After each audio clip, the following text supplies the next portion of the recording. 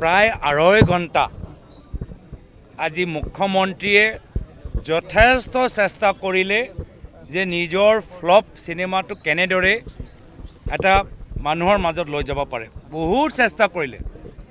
2.5 ঘণ্টা পিছত সেই ৰুমৰ ভিতৰত যিমানবোৰ সাংবাদিকসকল আছিলে তেওঁলোকে কনভিন্স কৰিব নোৱাৰিলে। তো মুখ্যমন্ত্ৰীৰ সেই সন্মুখত থকা সাংবাদিকসকলকে ভালকৈ প্ৰশ্নৰ উত্তৰ দিব পৰা নাই, প্ৰমাণ দিব পৰা নাই। তো সেইকাৰণে যি কথা মই আগতেও কৈছোঁ যে এইটো ফ্লপ হ'ব, মোৰ কথাটো অলপ মিছা হ'ল।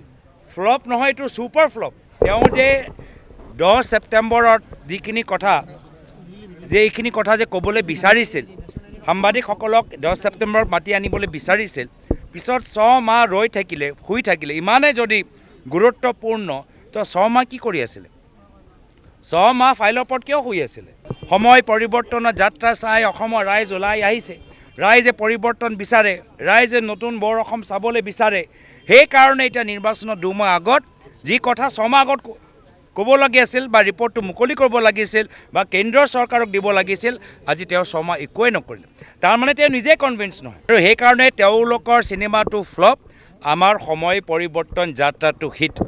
আৰু একেইখিনি আজি উল্লেখযোগ্য যে আজি চিপাঝাৰলৈ আহিছোঁ।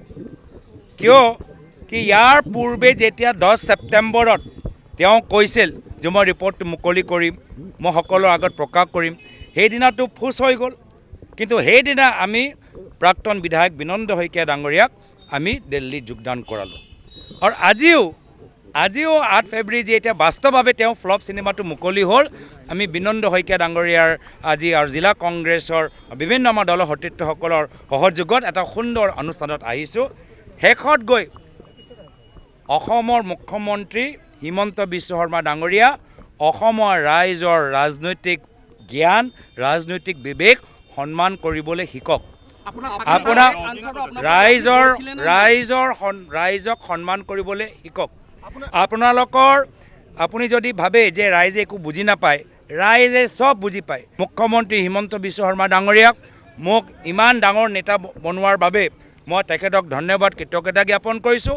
আৰু আজিও যে আমাৰলৈ শংকিত, সময় পৰিৱৰ্তন যাত্ৰালৈ শংকিত, আৰু আমাৰ হৈ যে কিমান তেওঁ চিন্তা কৰে, তাৰ বাবে নিজৰ মনৰ যে তেওঁ অস্থিৰ হৈ আছে, সেই গোটেইখিনি কথা মুকলি কৰাৰ বাবে মই আকৌ তেওঁৰ যে যুক্তি নাই, তেওঁ কোনো সাহস নাই, তেওঁৰ ওচৰত কোনো তথ্য নাই, আজি তেওঁ ৰাষ্ট্ৰীয় সংবাদ মাধ্যমৰ সন্মুখত যে গোটেইখিনি প্ৰকাশ কৰিলে, মই তাৰ বাবে মই তেখেতক ধন্যবাদ, কৃতজ্ঞতা জ্ঞাপন।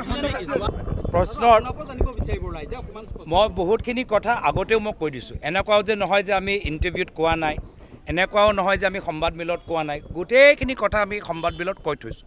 কিন্তু মুখ্যমন্ত্ৰীও আজি কোনো ধৰণৰ ইমান দিন 10 ছেপ্টেম্বৰৰ পৰা 6 মাহ পিছত যে 8 ফেব্ৰুৱাৰীলৈকে যে একো যে দিব নোৱাৰিলে, একো যে প্ৰমাণ নাই, এতিয়াও যে তেওঁ মানে চিন্তিত, সেইখিনি কথা যে আজি ফাদিল হ'ল আমি গম পাই গৈছোঁ। তো আজি কথাটো স্পষ্ট যে তেওঁলোকৰ প্ৰেছ কনফাৰেন্স 2.5 ঘণ্টাত তেওঁ সাংবাদিকসকলকেও তেওঁ কনভিন্স কৰিব নোৱাৰিলে, নিজে বিফল হ'ল, ছুপাৰ ফ্লপ।